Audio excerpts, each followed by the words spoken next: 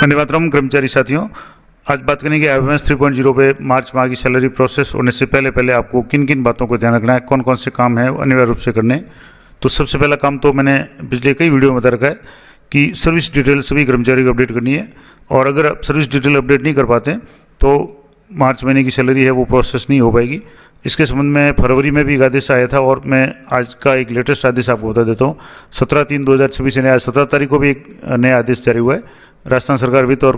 कोष अमलेखा विभाग की तरफ से, और जिसमें भी यही कहा गया कि एफएमएस 3.0 पे कर्मचारियों की सर्विस डिटेल है वो अपडेट और वेरीफाई सुनिश्चित किए जाने के संदर्भ में, और ये काम अगर नहीं होगा तो मार्च महीने की सैलरी है वो नहीं बन पाएगी। और इस संबंध में मैंने कई वीडियो बना रखे हैं किस तरीके से आप अलग अलग कैटेगरी वाइज एम्प्लॉयज़ हैं उनकी सर्विस डिटेल अपडेट करेंगे,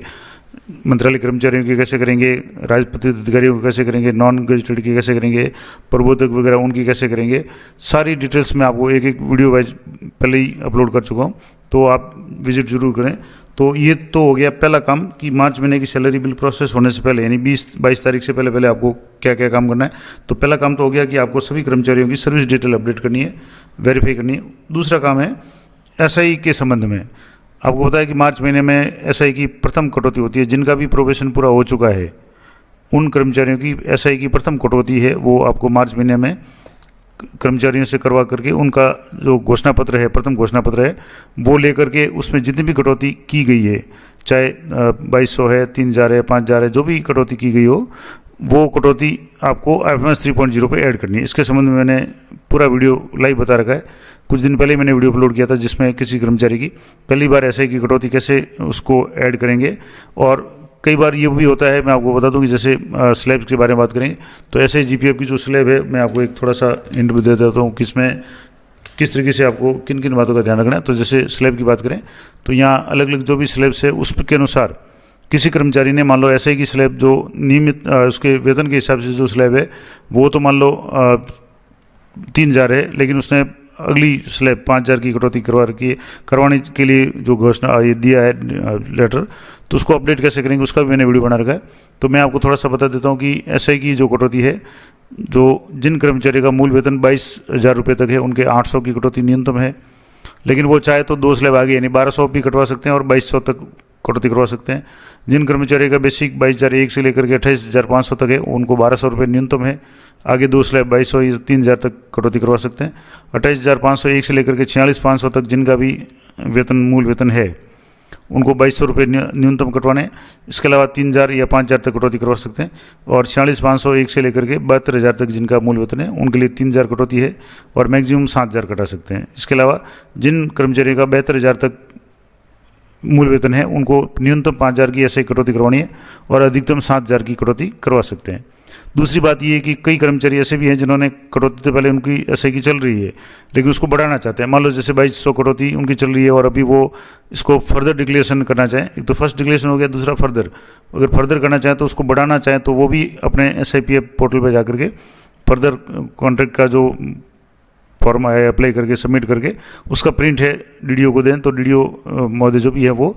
उनकी कटौती जैसे 2200 पहले थी अब 3000 करनी है तो उसको भी अपडेट करना है। वो भी काम आपको इसी महीने में करना है और बिल प्रोसेस होने से पहले करना है ताकि उनकी डिडक्शन है वो मार्च महीने से बढ़ी हुई हो सके। तो 2 तरह की डिडक्शन होती है, एक तो फर्स्ट डिक्लेरेशन यानी जो कर्मचारी जिनका प्रोबेशन पूरा हुआ है उनकी पहली बार कटौती करनी है उसको भी आपको ऐड करना है, और जिन कर्मचारी ने अपनी कटौती बढ़ाने के लिए रिक्वेस्ट दिया है, पहले से कटौती चल रही है लेकिन उसको फर्दर बढ़ाया, कॉन्ट्रैक्ट को बढ़ाया, यानी उसकी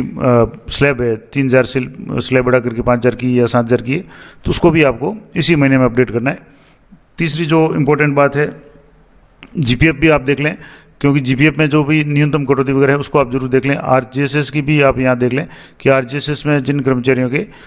कटौती है वो मूल वेतन के अनुसार होनी चाहिए। कई बार यहाँ जो गलती करते हैं, और आपको पता है इस बार ट्रेजरी की तरफ से कई लोगों के रिकवरी के भी नोटिस आए हैं, आरजीएसएस की भी रिकवरी के नोटिस आए हैं, तो जो भी यहाँ प्रोबेशन की बात नहीं है, यहाँ जो प्रोबेशन के बाद में जिसका मूल वेतन होगा उसके अनुसार कटौती होनी है। अब यहाँ जैसे एक समस्या कई लोगों की आ रही थी कि जैसे मान लो कोई कर्मचारी है जिनका बेसिक है, मतलब जैसे अभी 23,700 मिल रहा है या 26,500 जो भी मिल रहा है वो प्रोबेशन का वेतन मिल रहा है, उसके अनुसार ये कटौती 440 करवा रहे हैं, जबकि उनका स्थायीकरण होने के बाद में मान लो उनका मूल वेतन 34,500 है या 34,400 34,300 जो भी है, तो वो इस स्लैब में आ जाएगा, यानी 33,500 से लेकर के, तो इसको 600 कटौती 658 करवानी है। तो जैसे थर्ड के टीचर है उनकी कटौती है, अगले L10 के हैं, आप भले ही प्रोफेशनल हो लेकिन कटौती 440 नहीं होकर के उनकी कटौती 658 होगी, क्योंकि उनके पद घटे। L10 का जो फर्स्ट जो वेतन है वो 33,400 या 33,500 आगे से शुरू होता है, 34,000 से शुरू होता है। तो ऐसी स्थिति में जरूर ध्यान रखें कि उनके जो भी लागू होता हो RGS की कटौती भी जरूर चेक करें। तो ये हो गया तीसरा। चौथा है बेसिक फिक्सेशन वगैरह। अगर मान लो किसी कर्मचारी का फिक्सेशन हुआ है, स्थायीकरण हुआ है, ACP लगी है, किसी भी तरीके से मार्च महीने में उनका अगर बेसिक चेंज हुआ है, उनकी सैलरी चेंज हुई है, तो बेसिक के अनुसार उनका DA भी चेंज होगा, जो भी 58% है। उसके अलावा उनका HRA सामान्य रूप से 10% और कुछ जो शेयर है उनके में 20% जो भी लागू होता हो वो भी आपको अपडेट करना है। और जैसे ही आप बेसिक DA वगैरह अपडेट करेंगे उसके अनुसार कई कर्मचारियों की ऐसे ही RGSS की स्लैब भी चेंज हो सकती है, और GPF की स्लैब भी अगर मान लो न्यूनतम वो कटौती करवा रहे हैं तो वो चेंज हो सकती है। जैसे मान लो न्यूनतम ये जैसे मान लो इस बात करें GPF की, जैसे ये तो RGSS का हो गया। अब यहाँ से हमारे GPF की बात करें तो GPF में कोई कर्मचारी है वो जिसका बेसिक अभी तक 28,500 था तो 1625 की कटौती करवा रहे थे, लेकिन ACP लगी, इंक्रीमेंट लगा या कोई भी कारण से उनका अगर बेसिक चेंज होकर के 28,501 से बढ़ गया तो उनका जो भी GPF है वो कम से कम 2100 की कटौती करवानी पड़ेगी, इस स्लैब में आ जाएंगे। तो इस तरीके से ये कुछ 3-4 चीज़ें जो मार्च महीने की सैलरी बिल प्रोसेस होने से पहले आपको करनी है, तो वो मैंने आपको बता दिया कि सबसे पहला काम तो आपको करना है service detail update. Service detail update नहीं करेंगे तो मार्च महीने का सैलरी नहीं बनेगी। दूसरा जो मैंने आपको बताया कि SI की फर्स्ट और फर्दर डिक्लेरेशन दोनों तरह की अगर घोषणा कर्मचारी ने दी है, जो इनका प्रोबेशन पूरा हो वो प्रथम घोषणा देंगे, और जिन्होंने अपनी SI की कटौती बढ़ाई है वो फर्दर डिक्लेरेशन का देंगे, तो उसके अनुसार उनकी कटौती अपडेट करनी है। तीसरा मैंने आपको बताया कि जिनका RGSS वगैरह भी चेंज हो रहा है उनको भी आपको जरूर चेक करना है, क्योंकि इस बार वसूली भी हुई है, कई ट्रेजरी में आदेश भी जारी हुए थे, चालान बना करके उसको जमा किया, तो वो भी आप सभी कर्मचारी की जरूर चेक कर लें। और चौथी बात मैंने बताई थी कि किसी कर्मचारी का बेसिक चेंज हुआ है, चाहे स्थायीकरण हुआ है या ACP लगी है किसी भी कारण से,